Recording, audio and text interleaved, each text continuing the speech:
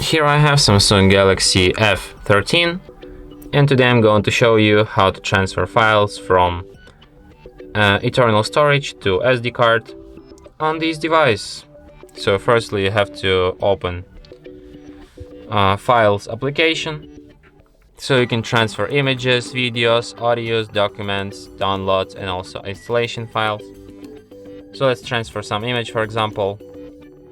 Let's pick Marat and Helios. Then select if you want to move these images or if you want to copy them. I'm just gonna copy these images. Then select where you want to copy them. So let's go to the SD card. Then select folder where you want to copy them. For example, it could be pictures, and then tap copy here. And as you can see, now I have these images on my SD card in the pictures folder. And that's it. Thanks for watching. If you find this tutorial useful, don't forget to hit that like button and subscribe to our channel.